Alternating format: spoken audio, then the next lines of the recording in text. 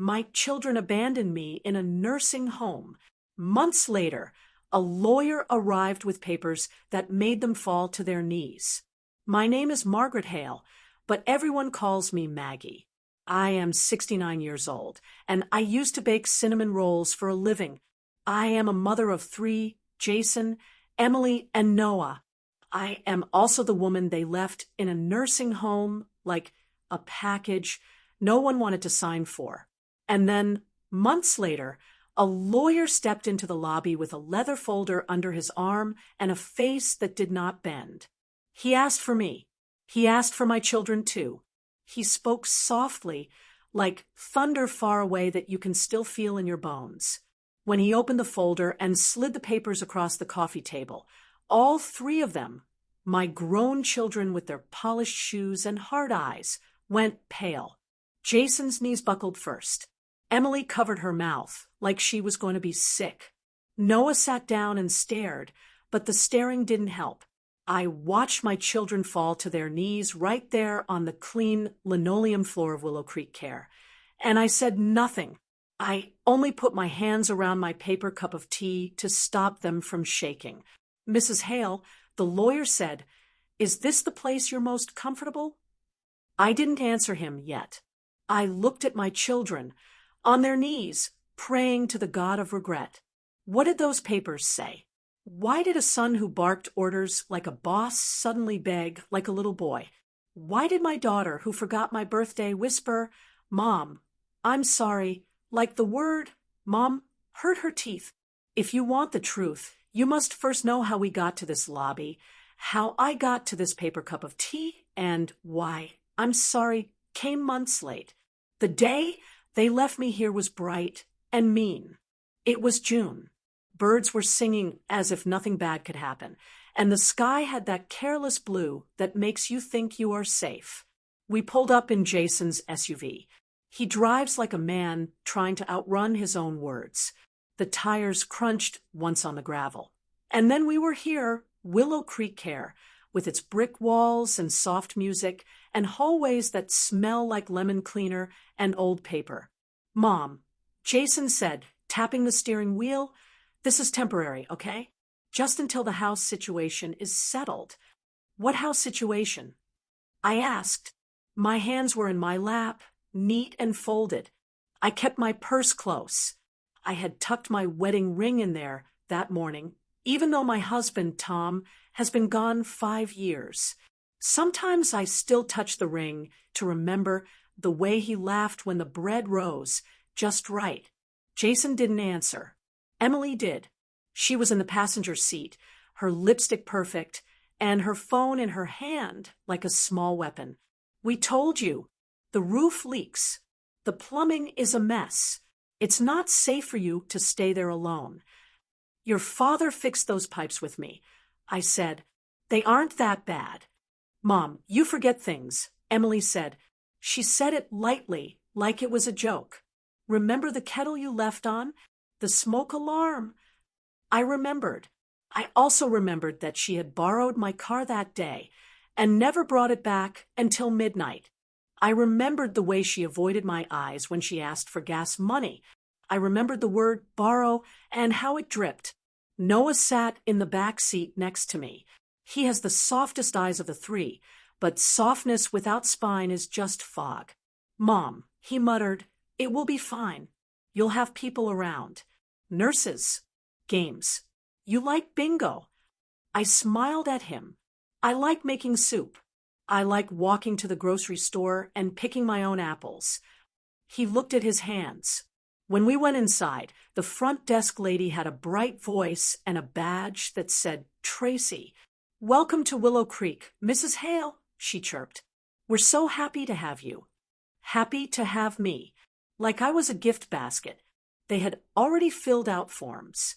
Forms for meals and forms for medicine and forms for money. I didn't see all the papers that day, and I didn't know then what a signature can be used for when it is grabbed and stretched by the wrong fingers. I only knew my name looked smaller when someone else wrote it. We walked down the hallway to my room. It was neat. A narrow bed, a window with a tree outside, a small dresser, a chair for visitors. The nurse, a woman named Carla with kind eyes that never rushed, showed me the call button and the calendar and the dining schedule. She asked about allergies. I said I was only allergic to leaving my kitchen. Don't worry, she said softly. We'll make sure you settle in. Jason checked his watch twice while she talked. Emily took a photo of the room and sent it to someone with the caption, "Looks fine," like we were reviewing a hotel. Noah stood by the window and stared at the branches. I looked at my children and thought about first days. The first day I brought Jason home from the hospital, and he cried until I pressed him to my chest. The first day Emily stood up without wobbling and clapped for herself. The first time Noah laughed, full and round, because Tom put a pot on his head like a hat. I remembered oatmeal on tiny mouths and small shoes by the door, and the way I used to lean over their beds to check their breathing. Children forget that mothers remember everything. When it was time for them to leave, there was a pause, the kind that tells the truth. Goodbyes should come fast and warm. These goodbyes came slow and cold. "We'll come back this weekend," Jason said. "I'll bring you that crossword book you like." "Tomorrow," Emily added too quickly. "I'll come tomorrow." Noah hugged me last. He smelled like the laundry soap I used to buy on sale. "Love you, Mom," he whispered. His voice broke a little on the mom. I almost grabbed him and said, "Don't let them do this. Don't let us become people who say we will come back and don't." But I didn't. I smiled and patted his cheek.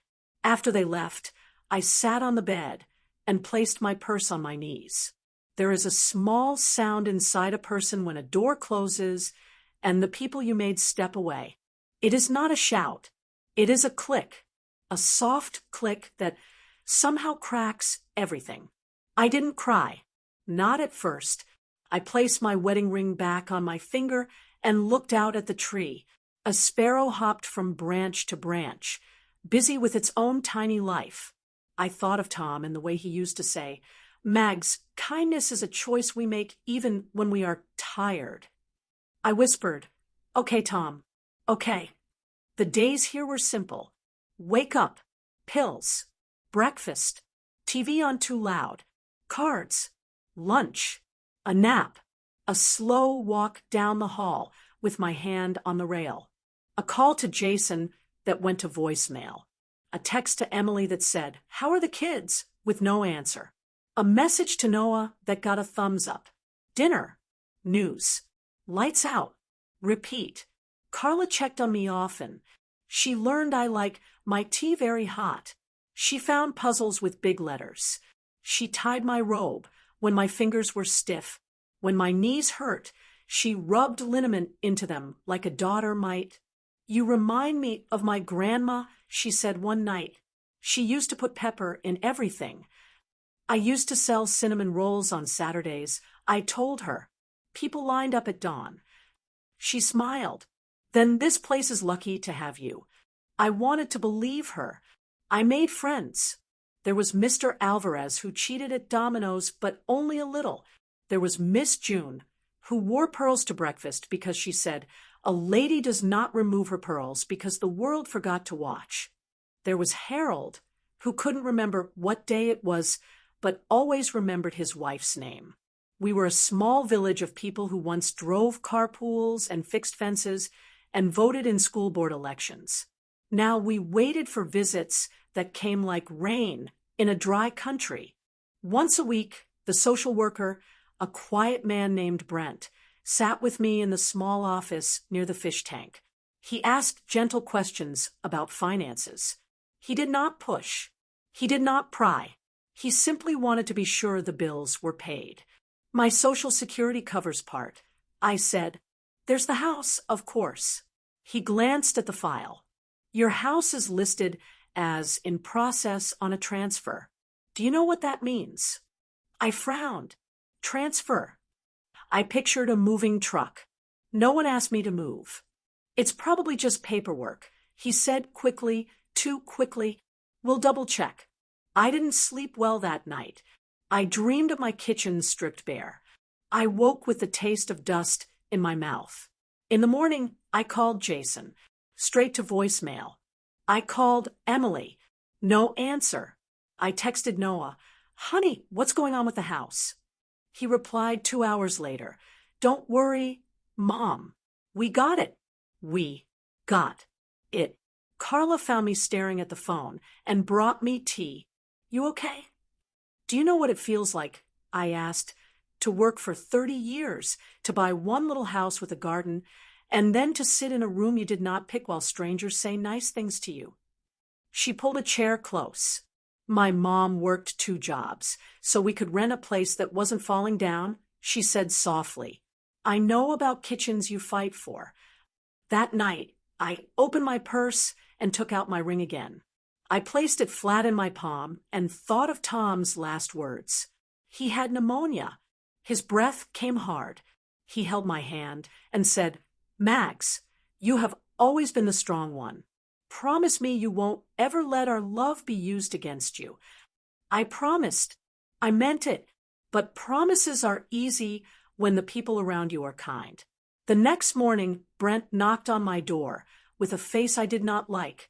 "Mrs. Hale," he said, "could we talk a moment?" In the office, he closed the door, and Saturday, I called the county recorder to ask about your property. It seems, he cleared his throat, "It seems a quitclaim deed was filed. It transferred your house to a family trust managed by your children." "My children." My voice came out small. "Without me." He looked sorry. "The paperwork shows your signature." I stared at my hands. "I didn't sign anything like that." "Then someone signed for you," he said gently. "We'll involve a lawyer. But I need to ask, did anyone bring you anything to sign in the last few months? At the hospital? At home?" Memories shuffled like papers in a wind. The day of the drop-off. The stack of forms. Emily pushing a clipboard toward me with a smile that did not reach her eyes. "Just standard admissions stuff, Mom." Jason pointing where to sign. Noah looking at the tree. "Yes," I whispered. They did. Carla came in later with a cookie she smuggled from the staff break room. "You need sugar," she said. I held the cookie like a fragile thing and didn't eat it. I was afraid I would choke on the truth. Brent brought in a legal aid attorney named Claire the next day. Claire had bright red hair and a voice like a bell. She listened to everything. She copied the deed. She copied my ID. She asked me to write down what I remembered. "We will fix what can be fixed," she said. "And if anyone tried to use your trust against you, we'll make sure the trust does what you want, not what they want." "What I want is simple," I said. "I want my house. I want my children to remember who raised them." Claire nodded. Sometimes people remember when their choices meet paper they can't ignore. The days turned into weeks. I kept my routines. I fed the fish in the lobby when the volunteer forgot. I folded towels in the laundry room when my hands needed work. I told Miss June about the time Tom and I danced in the kitchen to a broken radio. I prayed at night, not fancy prayers, just small ones. "God, keep my heart from hardening like stale bread. But please, also keep me from being eaten alive." Jason came by once late with fast food he left on my dresser without taking off his coat. "Work is crazy," he said. "We're doing this for your own good." "For my own good," I repeated. "Is that what you told the county clerk?" He froze. "You talked to someone?" "I'm a person, Jason, not a lamp." He avoided my eyes. "I'll be back this weekend," he said. He did not come back that weekend. Emily sent texts like drizzle, there, then gone. Photos of my grandkids with no captions. A meme about self-care. Once she called crying, saying her rent was late, and "Things are hard." I offered to teach her how to make cinnamon rolls to sell at the church fair. She said, "Mom, nobody buys that stuff anymore." Noah visited the most. He brought me a plant for the window. He watered it and then forgot, and then watered it again when I reminded him. He asked about Tom. He told me about a girl he liked, and then said it was stupid to talk about that with his mom. It's not stupid, I said. Love is never stupid. Easy love, lazy love, those can be stupid. Real love takes work. He nodded, but didn't look at me. Some people think revenge is fire. I thought it was ice. I thought I would freeze up and never thaw. But something else happened. I watched Carla take an extra shift because a patient's daughter hadn't shown. I watched Brent make calls for people who had no one to make calls for them. I watched Claire drive across town on her day off to get a document notarized for a man who could not move his hands. And I felt a small heat start under my ribs. Not anger, not even hope. Something steadier, like the warmth of an oven set low. The feeling of work beginning. Claire came back a month later with a man in a gray suit. His name was Daniel Carter. He was not part of legal aid. He was the kind of lawyer who wears plain ties and lets his work talk for him. Mrs. Hale, he said, shaking my hand, Claire asked me to consult. I reviewed your documents. Your late husband had a will, correct? Yes. We made it at the church with Pastor Reed. We left everything to each other, and then to the kids. We trusted them. My voice wobbled on the last line. Your husband also opened a small life insurance policy, Mr. Carter said, tucked into the credit union account. It has quietly grown. No one noticed it because the statements went to a P.O. box your husband set up for baking business back when you catered. Claire found copies of those statements in your old recipe binder. Your children don't know about it. I blinked. I kept recipes in that binder, not money. He smiled a little. Tom kept more than recipes next to your cinnamon rolls. He laid out a plan, not cruel, not loud, just careful. He spoke of revoking powers that were never theirs to hold, of reporting the forged deed, of contesting the trust, of a court order to freeze any sale. He spoke of a new trust that would follow my voice and not anyone else's, one that would pay for my care, but also give back scholarships for nursing kids from our town, a fund for single moms at church. Your children, he said, will need to hear this from someone who is not you. I nodded. They never hear me. They only hear their need. We can arrange a family meeting here, he said. I'll bring the papers. I'll bring the truth, which is how we returned to the lobby where this chapter began. A cold day, months after that bright and mean one. The tree outside bare. The same desk, the same lemon smell, the same chairs. Tracy brought a tray with tea and cookies that looked better than they tasted. Carla stood by the doorway, not interfering, but present like a strong wall. Jason came with the quick step of a man who thinks he can fix anything with volume. Emily arrived with a scarf that shouted price. Noah came last, hair messy, eyes worried. They sat, heavy with their own plans. Mr. Carter placed the leather folder down. He greeted them, then turned to me. Mrs. Hale, he said, are you ready? I wanted to be kind. I also wanted to be right. Yes, I said. He opened the folder. And that is when it happened, when paper met choice, when the words revocation, void, forgery investigation, and new trustee crawled across the table like sober ants that bite. Jason's color drained fast. Emily whispered a prayer to a god made of money. Noah sat hard, like the air had hands. Knees met floor. Even the room seemed to lean in. You can't do this, Jason rasped. She can, Mr. Carter said. And she has. Emily looked at me, not at the lawyer, not at the papers, but at me. Mom, she said.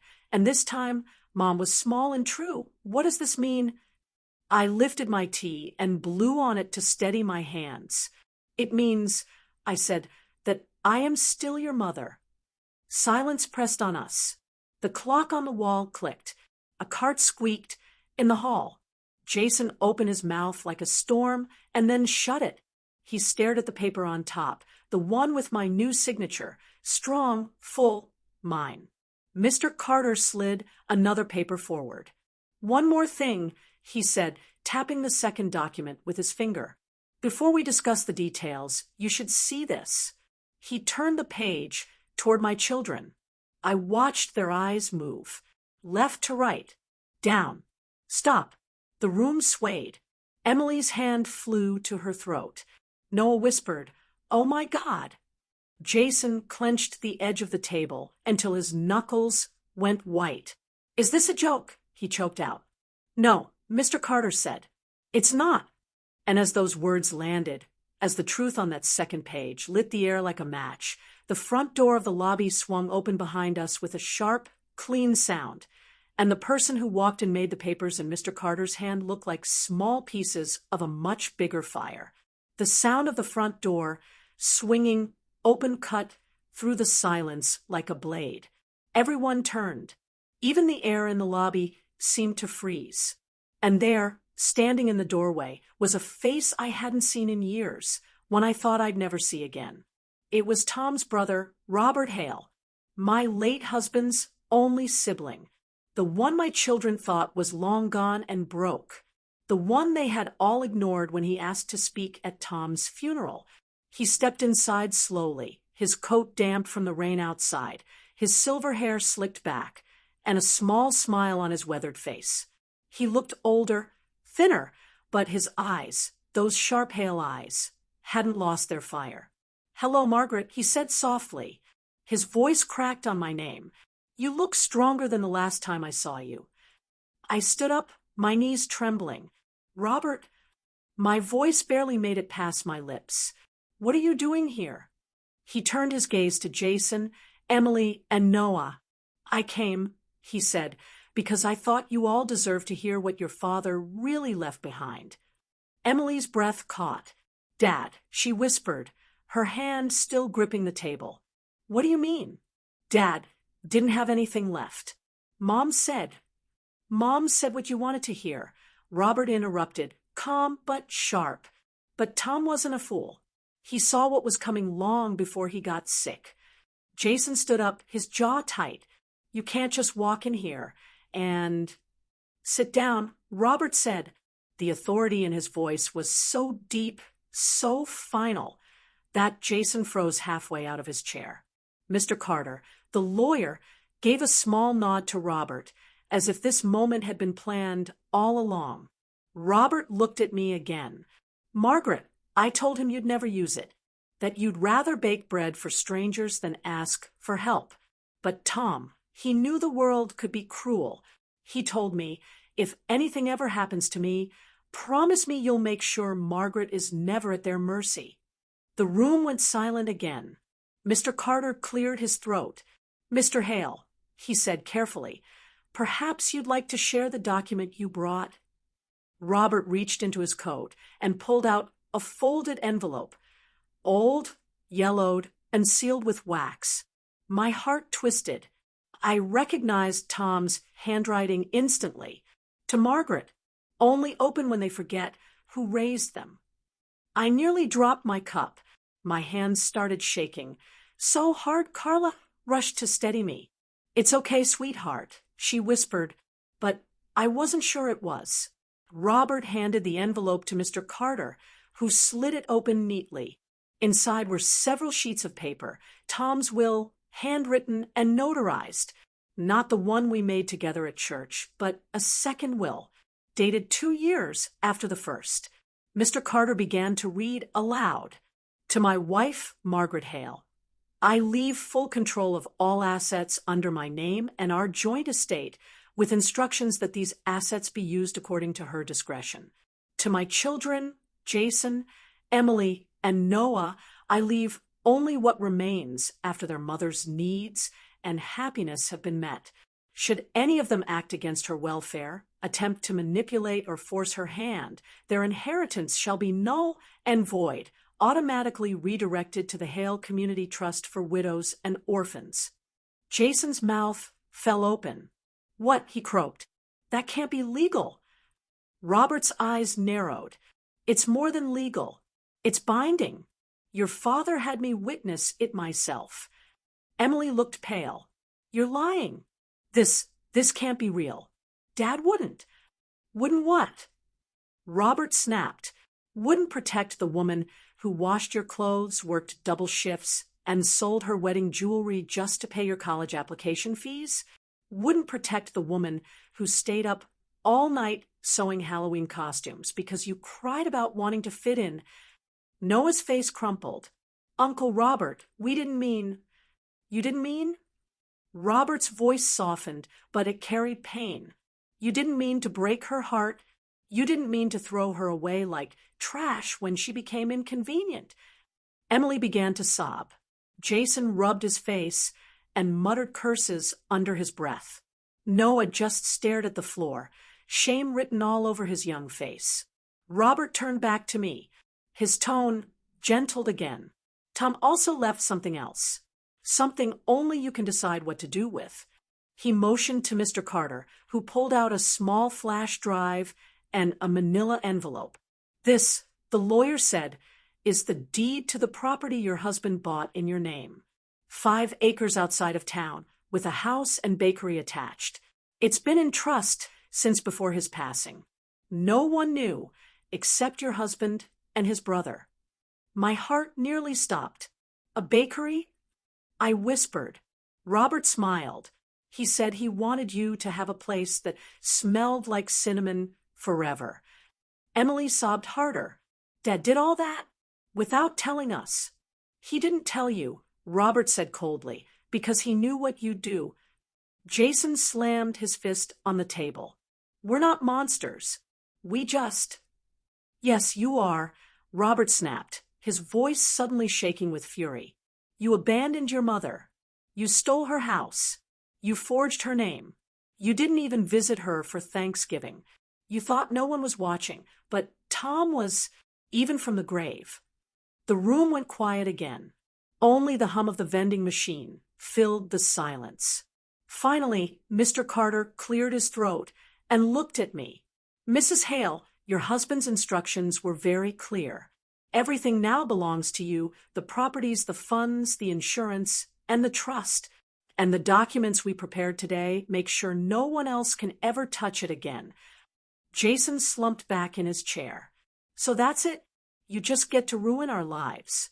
I stared at him, the boy I once held when he was afraid of thunder. No, Jason, I said softly. You ruined mine first. The words hung heavy in the air. I didn't raise my voice. I didn't cry. I simply looked at them. The children I fed, clothed, prayed for, and saw strangers sitting where love used to live. Robert placed a gentle hand on my shoulder. You don't owe them forgiveness today, he said. Let them learn what it feels like to lose something they took for granted. Mr. Carter stood, packing up the papers. We'll handle the next steps legally, he said. They'll receive official notice by mail. Jason didn't move. Emily was trembling. Noah reached out a hand, but I couldn't bring myself to take it. Not yet. I don't hate you, I whispered. But I can't save you either. Not this time. Robert helped me to my feet.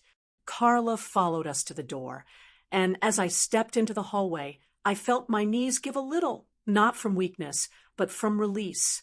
The weight I'd carried for months began to slide off, piece by piece. Behind me, I heard Emily crying, Noah muttering my name, and Jason saying something that sounded like, we didn't know. Maybe they didn't. Maybe they just didn't care to. But as I walked away, I remembered something Tom once said while fixing the porch light. One day, they'll learn the difference between love and use, Max. And when they do, it'll be too late to switch sides. That day had finally come, and as I reached the end of the hall, I didn't know whether to cry or smile. Because revenge, I realized, didn't always need a fight. Sometimes the truth was enough to make people fall to their knees. But little did I know that the papers and the will were only the beginning. Something far bigger, something that would test all of us, was still waiting in the shadows. The days after that meeting were quieter than I expected.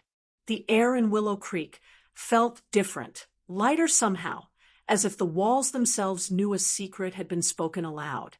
Carla brought me breakfast in the mornings with a proud little smile, the kind she used to give me when I managed to finish my walks without the cane.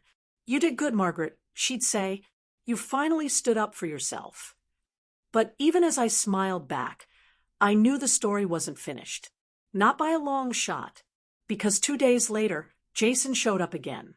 He came alone, without Emily's perfume cloud or Noah's guilty eyes. His suit was still neat, but his face looked like someone who hadn't slept. He didn't come in angry. He didn't shout. He just stood at my door and said, "Mom, can we talk?" I wanted to say no. I wanted to tell him to talk to God, not me. But something inside me, a mother's habit, I suppose, made me nod.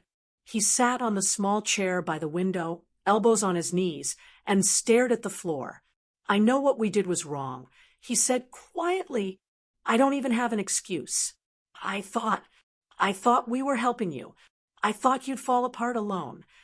I studied his face. He wasn't lying, but he wasn't being completely honest either.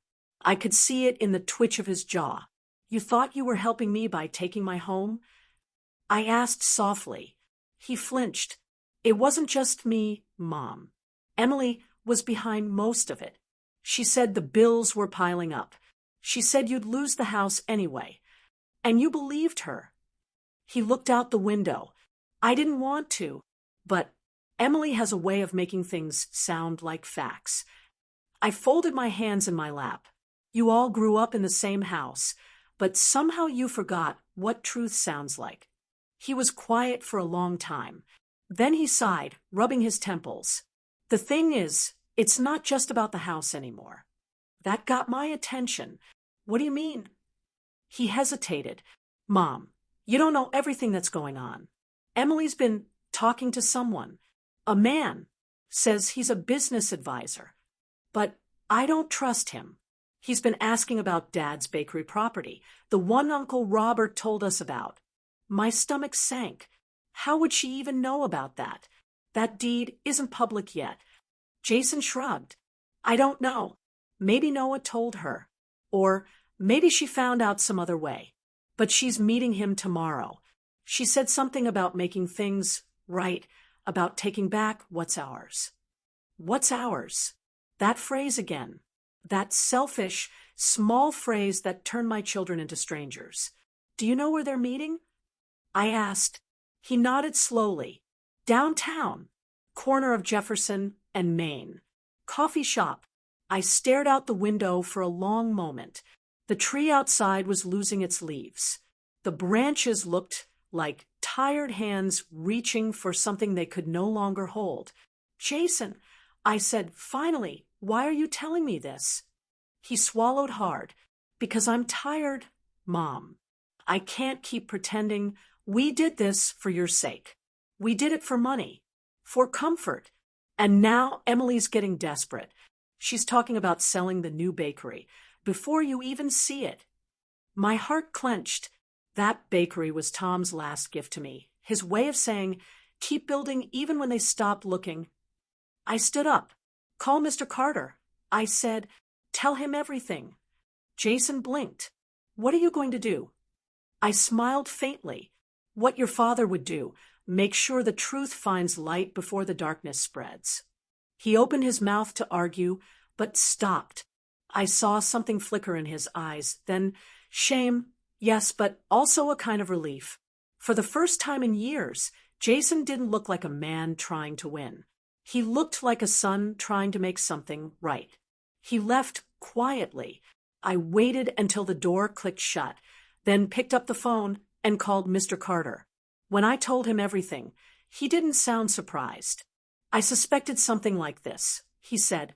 "Emily's been calling around, trying to verify ownership records. She even called the county office pretending to be you." I closed my eyes. That girl was the first to say she'd take care of me when I got old. "Well," he said, "we'll take care of this. You just stay calm. I'll handle the rest." But that night I couldn't sleep.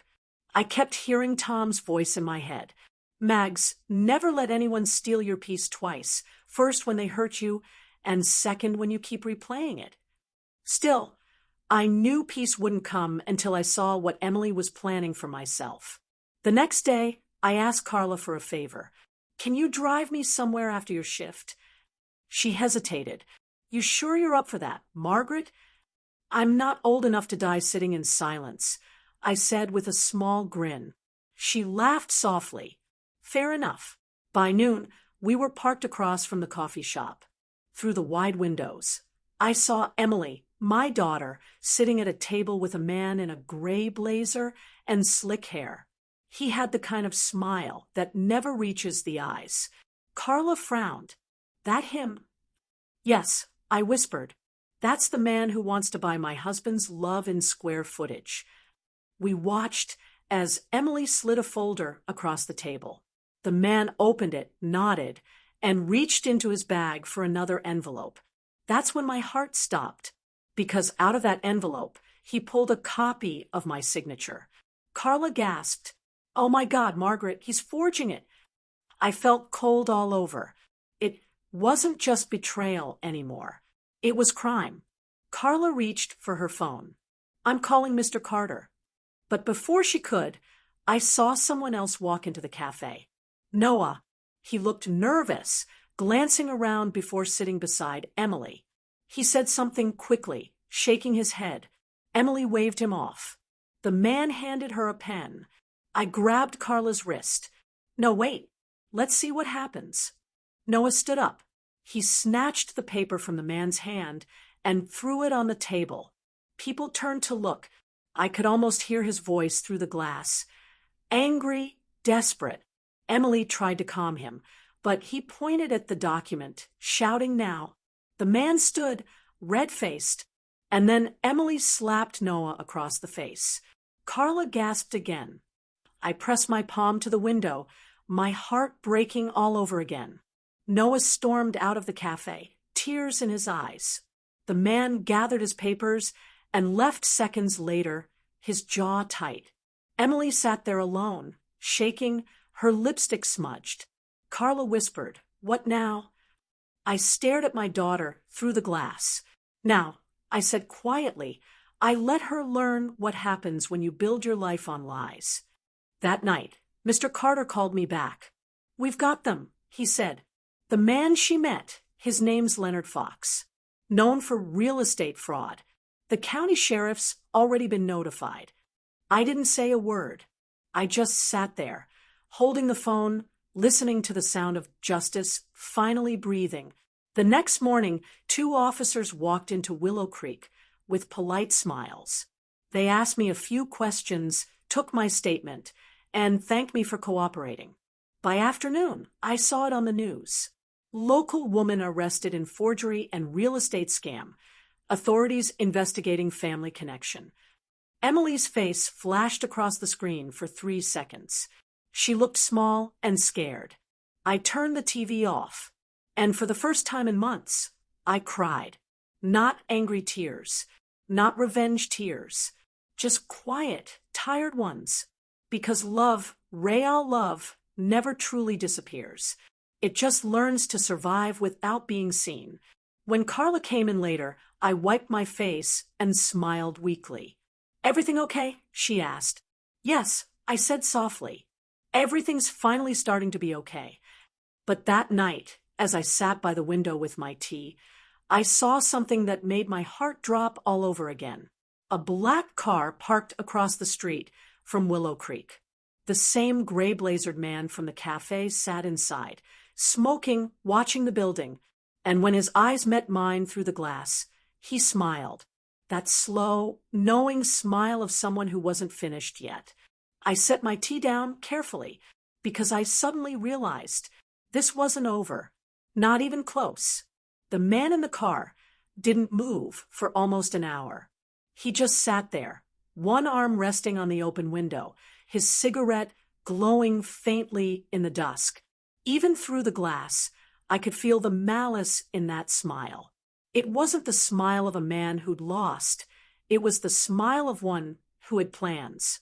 Carla came in to check on me around 7 p.m. I forced a smile. "Everything okay, sweetheart?" she asked, noticing how I kept glancing outside. "Yes, I lied. I'm fine.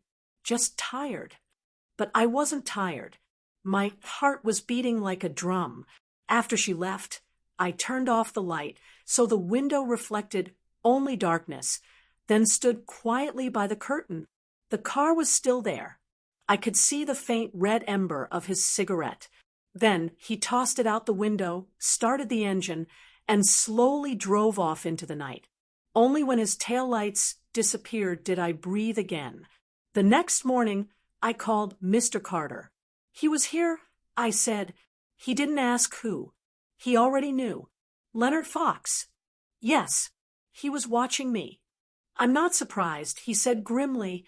"We discovered something yesterday. Emily wasn't his only client. He's connected to a network that preys on elderly homeowners, people with assets, but no one to protect them. He used your daughter to access your documents." My chest tightened. So she wasn't just foolish. She was used. Mr. Carter sighed. "Both, I'm afraid. But we're building a case. He's dangerous, Margaret. Do not engage with him. We're filing a restraining order today." I hung up feeling both safer and sadder, because despite everything Emily had done, I couldn't stop picturing her crying in that police station. That afternoon, Noah came to visit. He looked different, older somehow. His hair was messy, his eyes red, but his hug was real. "Mom," he said, voice cracking, "I'm so sorry. I should have stopped her sooner." I cupped his face. "You did what you could." "No," he said, "I didn't. I knew she was meeting that man. I knew Jason was stressed. And I still stayed quiet because I didn't want to make things worse. But now look where we are." I nodded. Sometimes silence builds the worst storms. He sat beside me, staring at the floor. "Emily called me," he said after a while. "She's scared. She says that man threatened her before the arrest. Said if she talked, he'd come after all of us." I frowned. "Did you tell the police?" He nodded. "They said they'd look into it. But she's terrified. She begged me to ask you for help." My heart ached. I didn't know if I should feel anger or pity. "Help," I repeated. "After everything she did." "She's still your daughter," he said softly. "And he's still out there." He wasn't wrong. I looked out the window again, half expecting to see that same black car waiting across the street. "Tell her to stay somewhere safe," I said finally. "And tell her I'll think about what to do." That night, I couldn't sleep again. My mind wandered back to when Emily was a little girl, sitting on the counter while I baked cookies. She used to giggle whenever flour dusted her nose. "Mom, you look like a snowman," she'd laugh.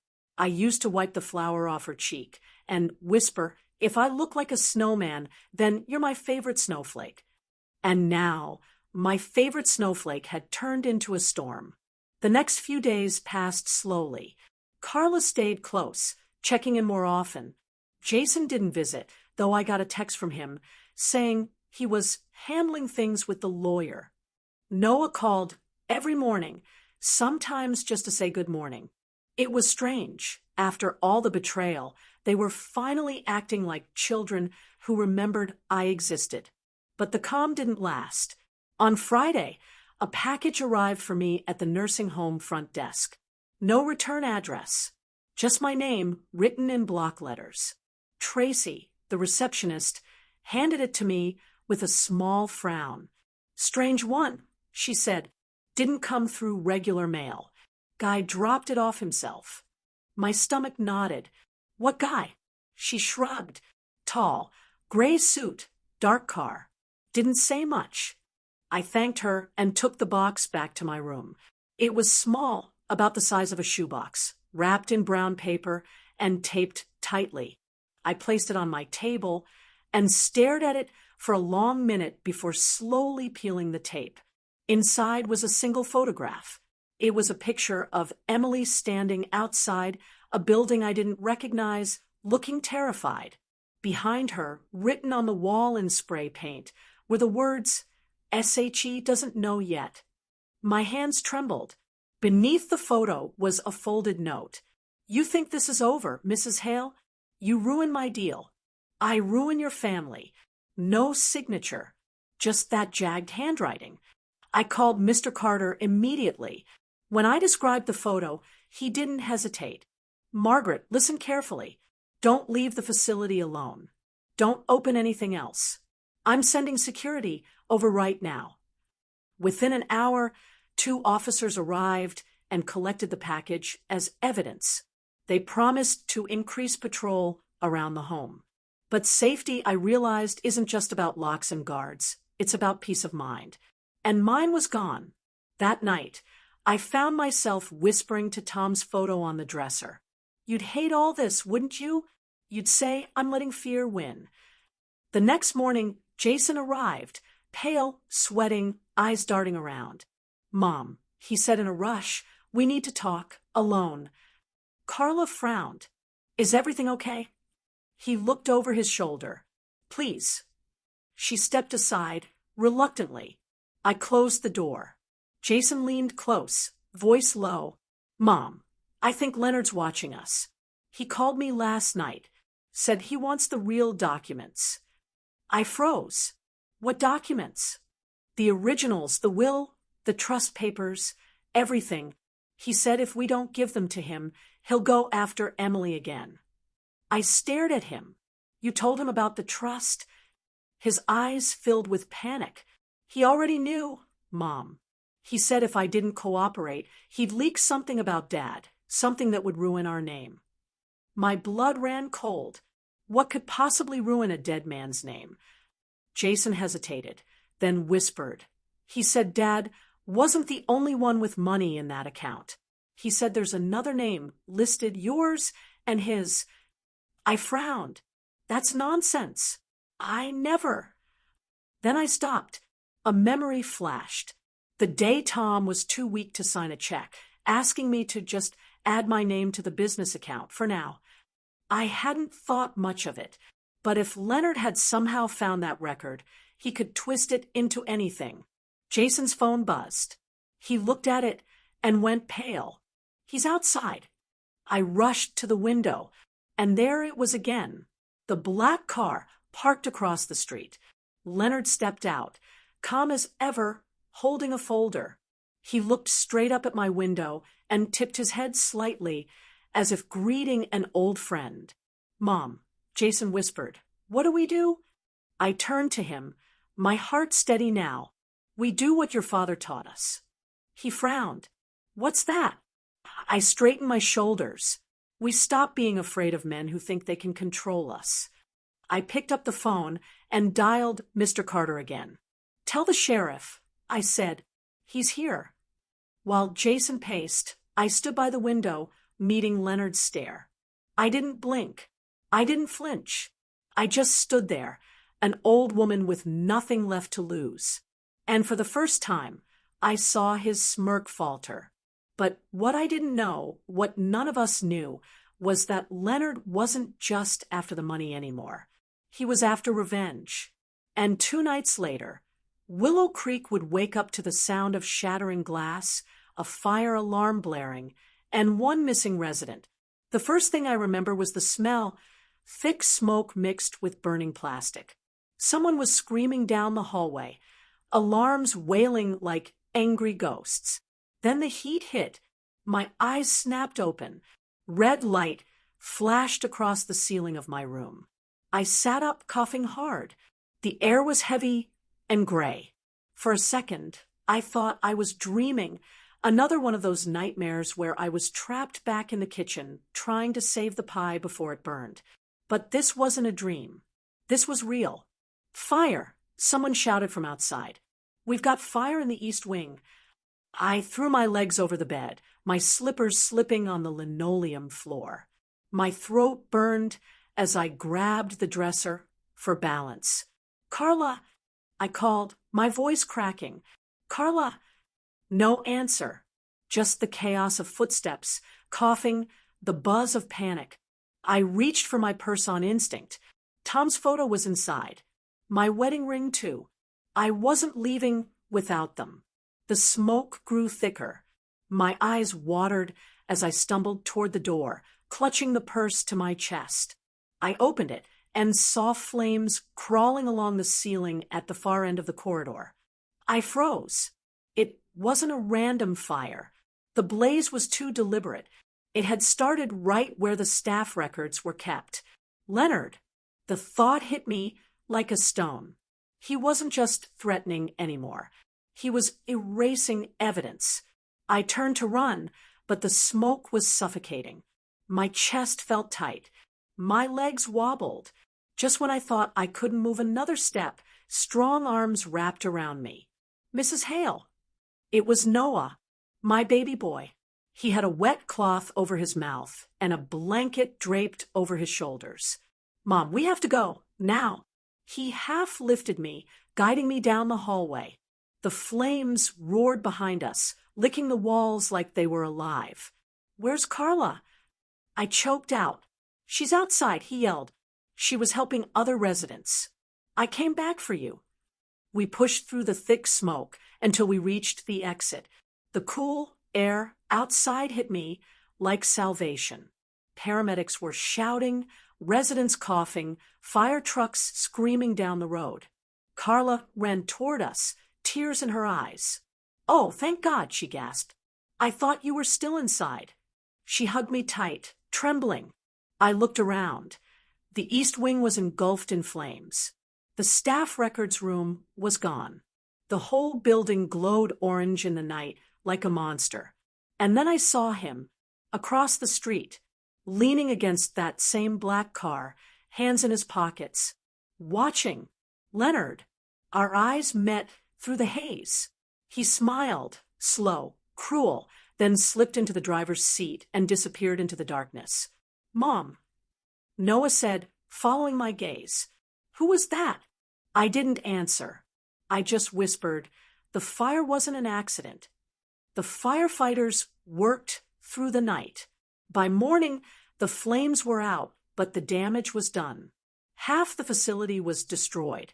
Thankfully, no one died, but several residents were hospitalized for smoke inhalation. When the police questioned me, I told them everything about the threats, the note, the car, the man. They listened, nodding, scribbling on their pads. We'll find him, one of them promised. We've already got surveillance footage from the nearby gas station. If that's Leonard Fox, he won't get far. But part of me knew men like Leonard don't run. They plan. The next day, Mr. Carter came to visit. He looked tired, his tie loose, but his eyes were steady. Margaret, he said, I spoke with the sheriff. They're moving you to a secure facility for a while. Somewhere quiet. I frowned. You mean a safe house? He nodded. Until we catch him. Carla was standing nearby, arms crossed. She's not going anywhere without me, she said firmly. Mr. Carter gave a small smile. I was hoping you'd say that. Noah helped me pack a few things. As I folded my clothes, I found Tom's old letter, the one from the hidden will. I ran my fingers over his handwriting. If anything ever happens, Mags, remember, I built something that no one can steal from you. Not money, not land. Legacy. Legacy. The word stuck in my mind. We drove out of town that afternoon, me, Carla, and Noah in one car, Mr. Carter following behind. The safe house was about an hour away, a small cabin near the edge of the woods. Quiet, remote, peaceful. For the first time in weeks, I slept without fear. But peace, it seemed, wasn't meant to last. 2 days later, Noah went into town to pick up groceries. He promised to be back by sunset. Carla and I made soup and watched the birds. The evening passed quietly until the phone rang. I answered, expecting Noah. But it wasn't him. A low, smooth voice spoke on the other end. You really thought a cabin in the woods could hide you, Mrs. Hale? My blood went cold. You took everything from me, Leonard said softly. The deal, the money, the silence. Now I'm going to take what you can't protect. Leave my family alone. I hissed. He chuckled. Oh, I'm not after them anymore. I'm after you, because once you're gone, they'll come crawling right back to me. The line went dead. Who was that? Carla asked, eyes wide. I gripped the phone tightly, locked the doors. I whispered, now. She obeyed instantly, drawing the curtains. The air outside had gone unnervingly still. Minutes later, headlights flickered through the trees. A car engine. Carla looked at me, terrified. That's him, isn't it? I nodded slowly. My heart thudded in my chest. Then a knock on the door. 3 slow, deliberate knocks. I took a deep breath and whispered, Carla, get the phone. Call Mr. Carter. Now. She backed away, trembling. The knocks came again. Louder this time. Mrs. Hale, Leonard's voice drawled through the door. Let's not make this ugly. I just want what's mine. I stepped closer to the door. My hand shook, but I kept my voice steady. You already took what wasn't yours, Leonard. You took people's peace. Their trust. You can't have mine. He laughed, that cold, horrible laugh. You really think the law will protect you? It didn't protect your daughter. My breath caught. What did you do? She tried to make a deal with me, he said. Didn't end well. Rage burned through my veins. You stay away from her. But before I could say more, the sound of tires screeching cut through the night. Another car pulled up behind his, and a familiar voice shouted, Get away from the door. It was Noah, and behind him the flashing red and blue lights of a police cruiser. Leonard cursed under his breath and turned toward the woods. He didn't get far. The officers tackled him before he could disappear into the trees. The next few minutes were chaos, shouts, radio chatter, handcuffs clinking. When it was over, one of the officers came to the porch, breathless. He's in custody, he said. You're safe now. Safe. I wanted to believe it, but as they drove Leonard away, he turned his head and locked eyes with me through the window. That same smirk, broken but still alive, spread across his face. You can't bury the past forever, Mrs. Hale, he said just before the car door shut. I didn't understand what he meant. Not then, but a week later, when Mr. Carter brought me the final report, I did. Hidden among Leonard's files, the police had found letters. Old letters, addressed to my husband, Tom. And one of them changed everything I thought I knew about the man I married. Mr. Carter arrived at the cabin a week later with a look I'd never seen before.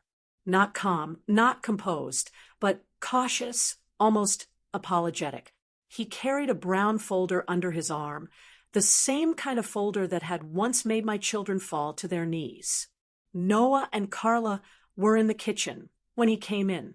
I was sitting by the window, watching the sunlight slip through the pine trees. It should have been a peaceful morning, but the moment he said, Margaret, we need to talk, I felt that old heaviness return.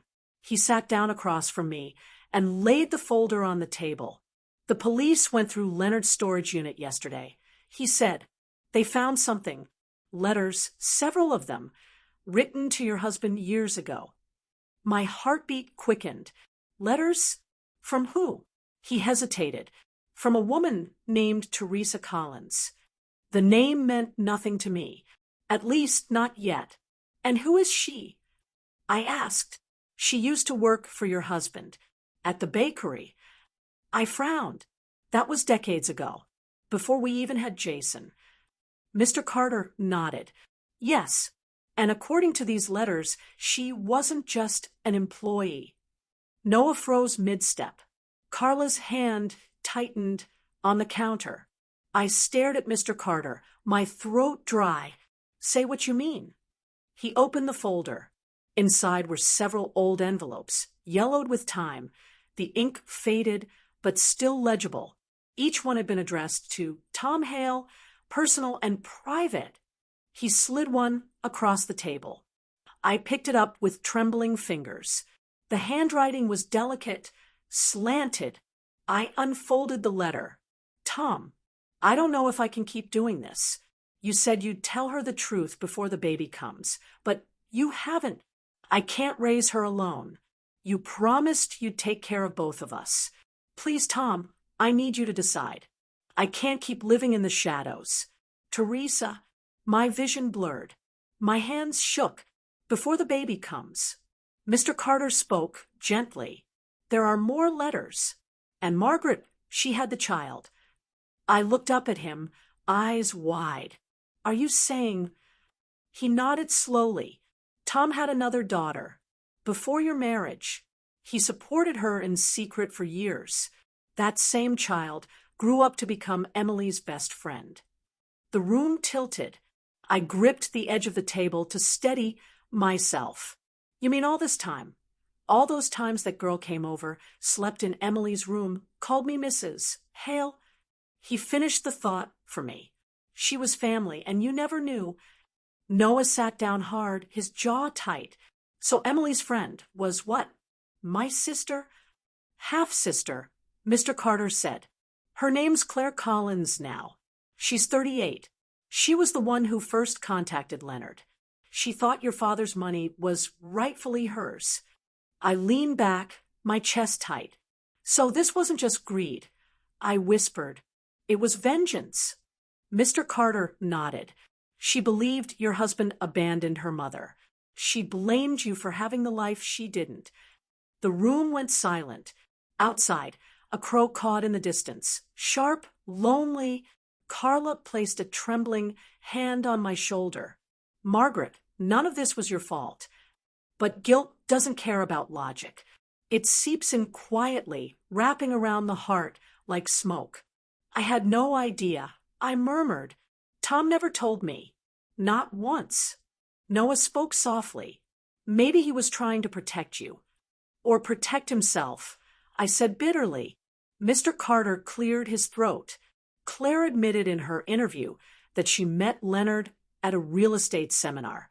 She told him everything about the old will, about your husband's assets, about the bakery. Leonard saw an opportunity. He used her resentment, and later he used Emily's desperation. Noah looked away. So all of this started because of something Dad did before any of us were even born. Mr. Carter closed the folder. That's right. But it ends here, Margaret. Leonard's in custody. Claire's cooperating. And the estate is secure under your name. No one can touch it again. But I wasn't listening anymore. My mind was miles away, in the kitchen of our old house, where Tom used to hum while kneading dough, flour on his hands, laughter in his eyes. I remembered the day he told me, the best thing that ever happened to me. I believed him. Now, decades later, I realized I didn't even know the whole man I married. That night, I sat on the porch of the cabin while everyone slept. The forest was quiet except for the crickets. The moonlight spilled across the porch like silver dust. I took out one of Tom's old letters, the one from his hidden will. If anything ever happens to me, Mags, remember, I built something that no one can steal from you. Not money, not land. Legacy. Legacy. I finally understood. It wasn't about what he left behind. It was about what we choose to do with what remains. Maybe Tom made mistakes. Maybe my children lost their way. Maybe even I did by holding on too tightly to what was already gone. But sitting there, I realized revenge had already done its job. It had torn everything down. What came next had to be rebuilding. The next morning, I asked Mr. Carter to deliver one last letter to Emily, Jason, and Noah. In it, I wrote, I don't know what tomorrow holds, but I know I can't spend what's left of my life waiting for apologies that may never come. I forgive you, not because you deserve it, but because peace deserves me. Don't come back for what you lost. Build something new. You still carry my name, and that's enough of an inheritance. 2 months later, I reopened the bakery, the one Tom had bought for me. This time, I named it the Second Rise. Carla managed the front. Noah helped with deliveries. Jason came by one morning with a box of flowers for the counter. Emily didn't come, but she sent a postcard, one word written in shaky ink. Sorry. And one afternoon, as the smell of cinnamon filled the shop, a young woman walked in. Brown hair, soft eyes, a faint nervous smile. "Mrs. Hale," she said quietly, "my name's Claire Collins." I froze, wiping flour off my hands. "I know who you are." She nodded. "I didn't come for money. I just wanted to see you, to see what he built." I looked at her for a long moment, then handed her a warm cinnamon roll. "Then taste it," I said. "That's all that's left of him anyway." She took a bite, tears forming in her eyes. And for the first time in years, I felt something close to peace. Because in that small bakery, surrounded by the scent of sugar and forgiveness, I finally understood what revenge had stolen and what grace had returned. Love may burn, legacy may break, but truth always rises again.